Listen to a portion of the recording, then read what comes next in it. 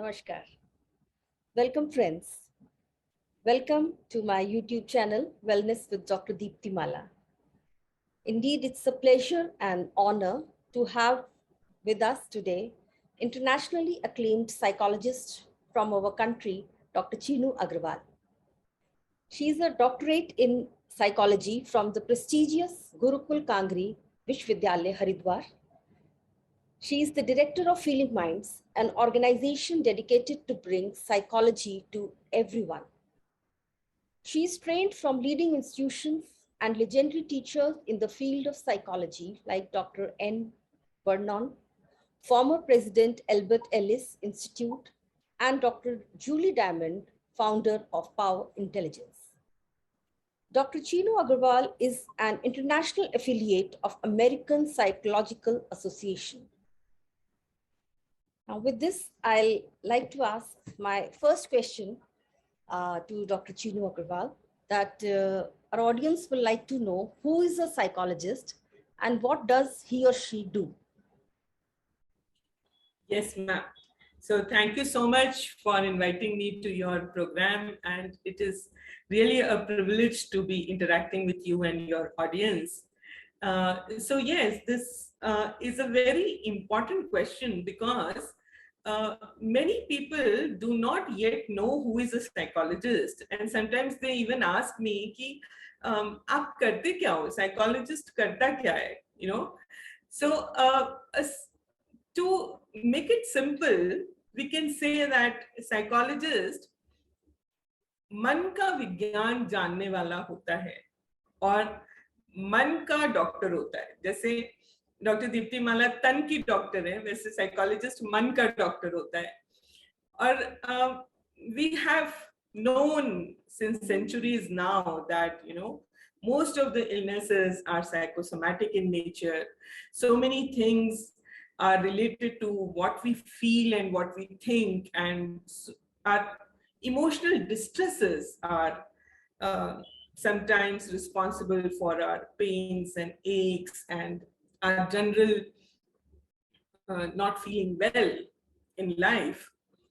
And so a psychologist helps you to deal with these emotions and emotional distresses.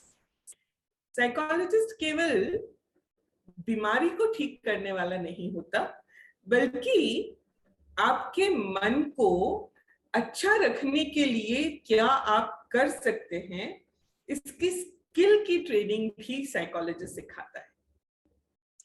Yes, I loved the terminology, man ka doctor and tan ka doctor. As health has been defined by WHO also, it takes into account all the things, physical, mental, spiritual, emotional, societal, and all the more this 2 years of COVID has taught us that how important our psychological health is. Yes. So आम आदमी को ये पता ही नहीं होता है कि उसको कोई प्रॉब्लम है और उसको साइकोलॉजिस्ट की जरूरत है. तो when should one consult a psychologist? इसको समझने के लिए हमको पहले दो चीजें समझनी पड़ेगी हमारे इमोशंस के बारे में. हमारे जो इमोशंस हैं वो पॉजिटिव और नेगेटिव दो तरह के होते हैं. पॉजिटिव इमोशंस आपको जानकर आश्चर्य होगा कि बहुत थोड़े हैं जो हम लेकर आए हैं बाय बर्थ, और नेगेटिव इमोशंस ज्यादा है. जैसे फियर है, एंगर है, शेम है, डिस्गस्ट है. इस तरह के नेगेटिव इमोशंस जन्मजात हमारे अंदर है. अब इन नेगेटिव इमोशंस को भी अगर हम डिवाइड करें तो they can be divided into healthy negative and unhealthy negative. Healthy negative emotions हमें जिंदगी में जीने में काम आते हैं. मान लीजिए जैसे अभी आपने कोरोना का जिक्र किया, अगर हम कोरोना से बिल्कुल ही ना घबराएं तो हम कोरोना से कैसे खुद को बचाएंगे? सो a little amount of fear is a healthy negative emotion. It helps us survive in this world. पर जब ये इमोशंस अनहेल्दी हो जाते हैं और हमें अपने ही काम में बाधा डालने लगते हैं, अपनी जीवनचर्या में बाधा डालने लगते हैं, अपनी रिलेशनशिप्स में बाधा डालने लगते हैं, ये समय है एक साइकोलॉजिस्ट की मदद लेने का।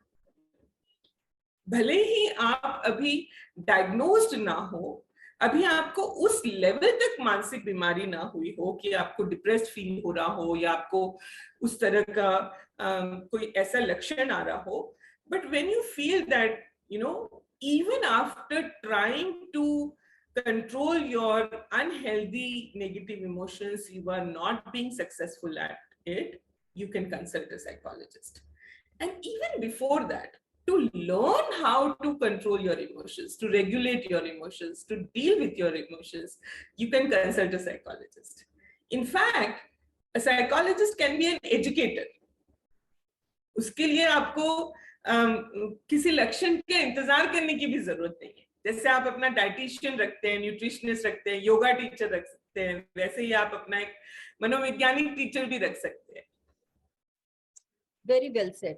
इस चीज की अवेयरनेस और जागरूकता की बहुत ही जरूरत है, बिकॉज हम जितना भी एडवांस हो रहे हैं कहने को, but along with this psychological issues एक सोसाइटल स्टिग्मा बहुत बड़ा अभी भी एसोसिएटेड है, और हर कोई इससे बचना चाहता है। यदि साइकोलॉजिस्ट के पास जाता भी है तो लोग बहुत छिप छिपा के जाते हैं,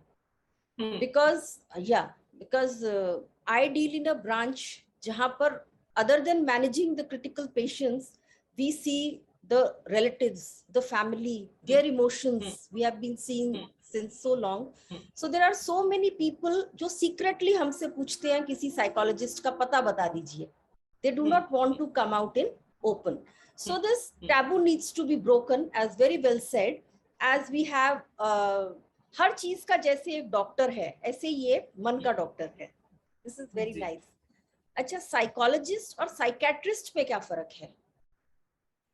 हाँ, ये भी साइकेट्रिस्ट जी, साइकेट्रिस्ट के पास कोई भी जाने से इसलिए डरता है क्योंकि वो कहते हैं कि पागलों का डॉक्टर है.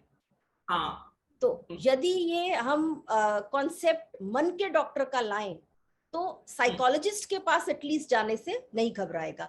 दूसरा फियर है साइकेट्रिस्ट की, ये हमें दवाइयों पे डाल देंगे जो जीवन भर चलेगी. सो इसमें आप थोड़ा डिफरेंस बताइए.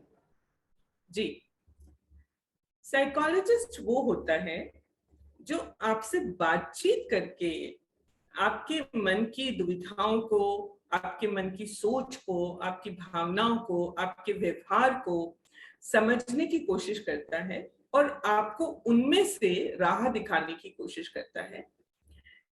और साइकियाट्रिस्ट वो होता है जो आपके मन की दुविधाओं की वजह से हार्मोनल इम्बैलेंस हो गया है, जहां पर डोपामिन या ऑक्सीटोसिन या सेरोटोनिन जैसे अच्छे वाले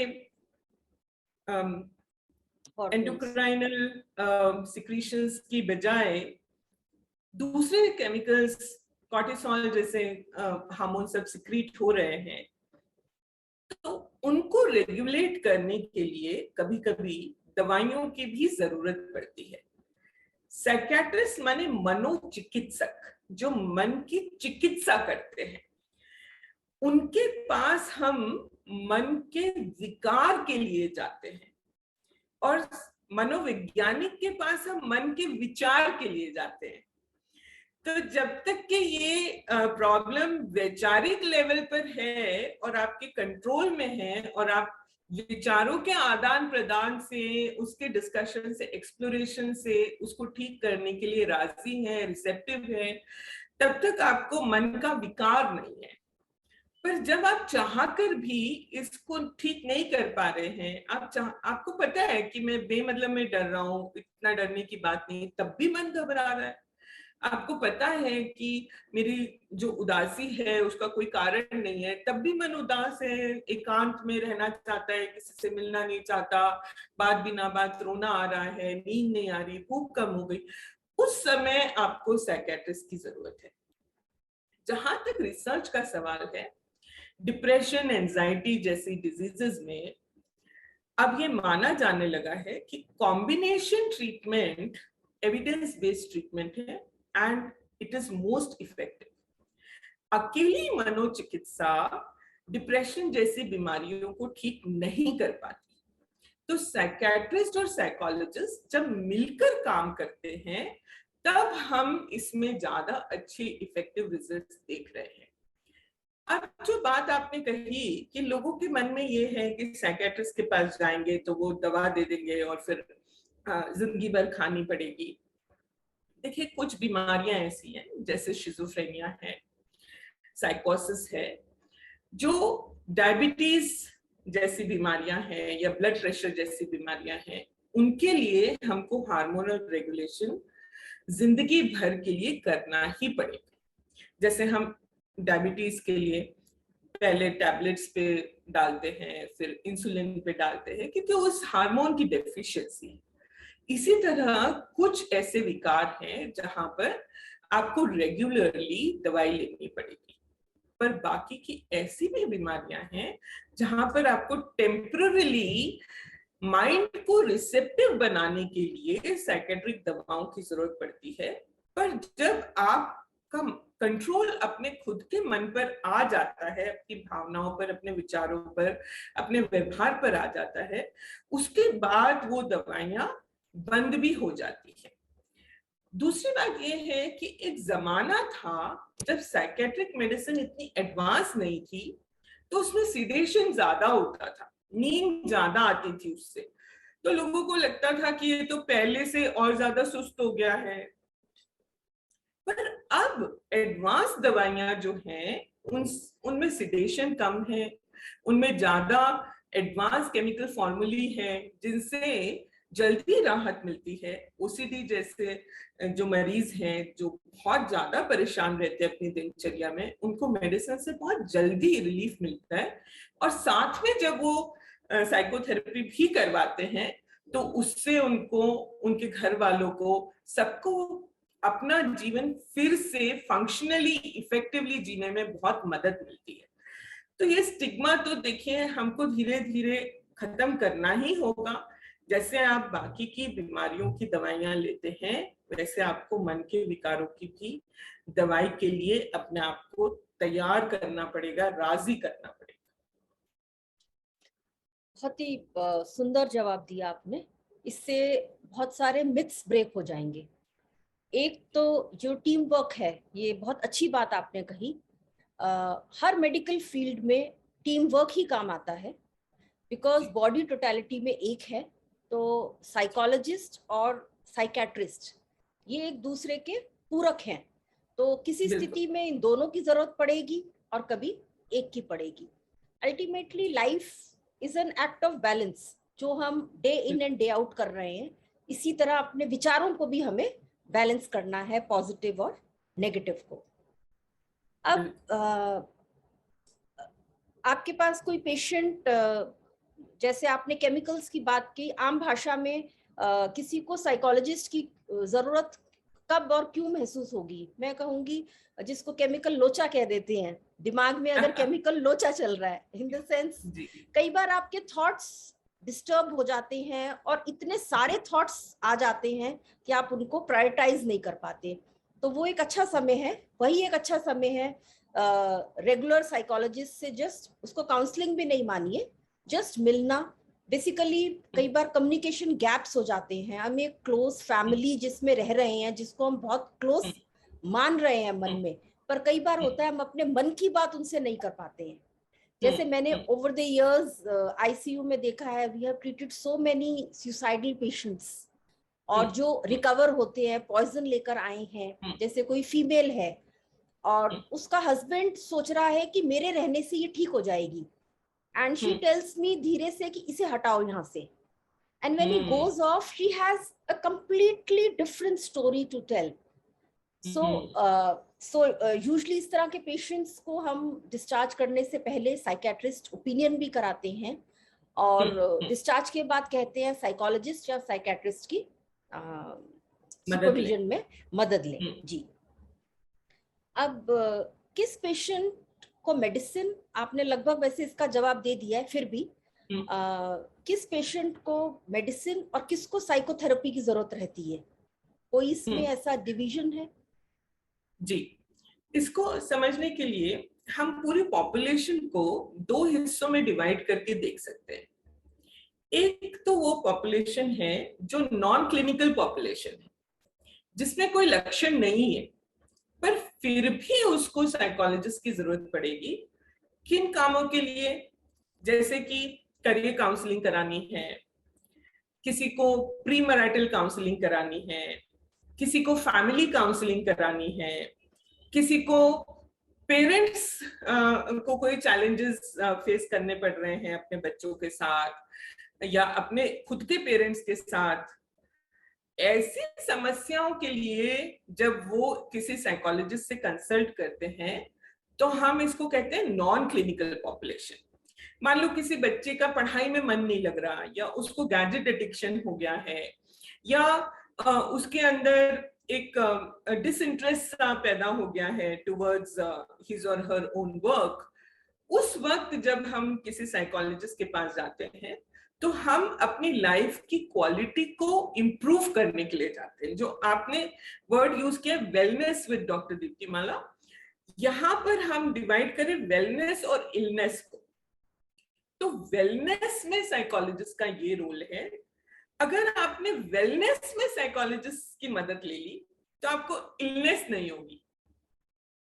मान लो आपने अपना करियर चूज करते वक्त साइकोलॉजिस्ट की मदद ले ली, तो आपको आगे चल के करियर में फ्रस्ट्रेशन ही नहीं होगा।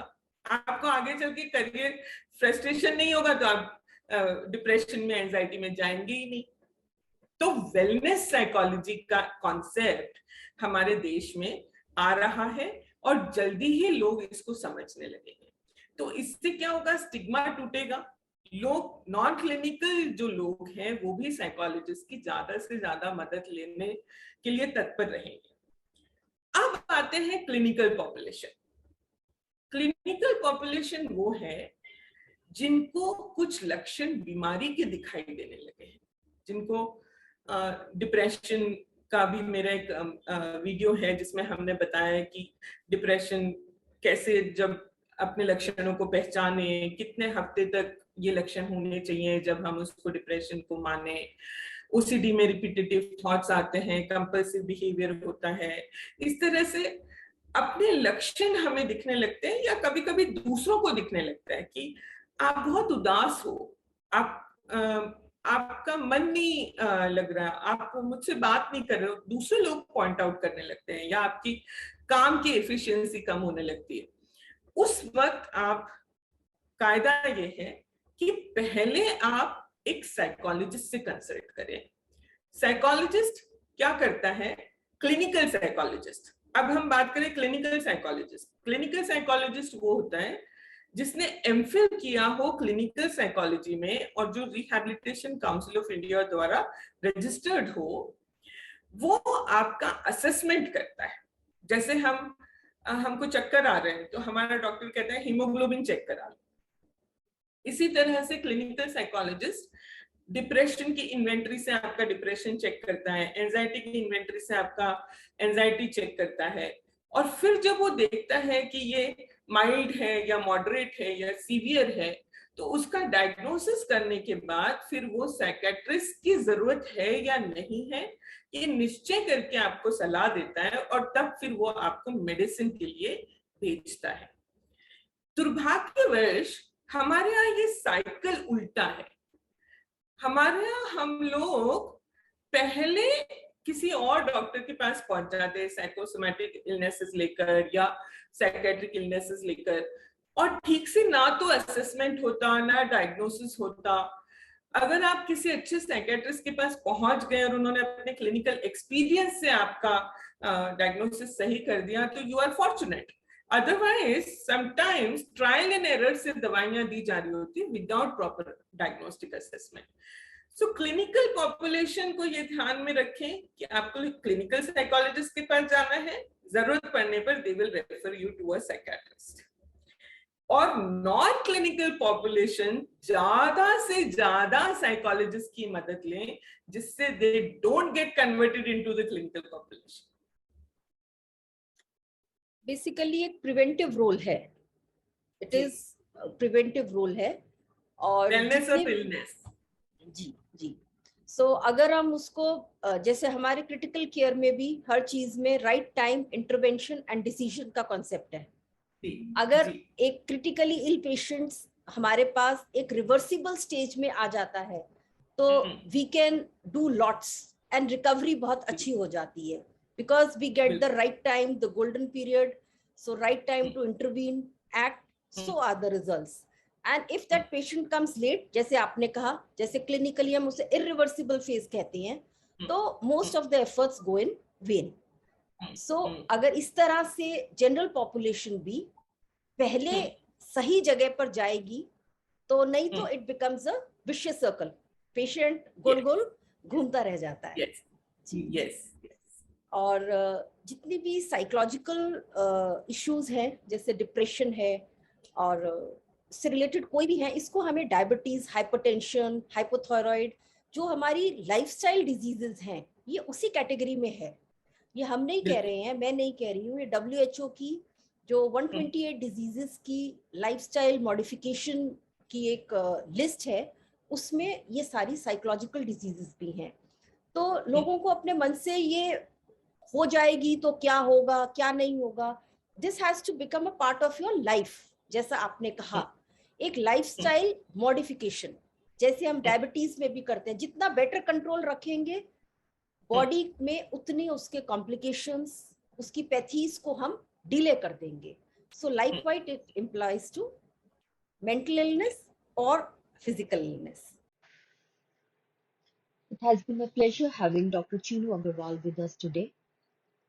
I loved the interaction and the new phrase which came out of it, Man ka doctor and Tan ka doctor.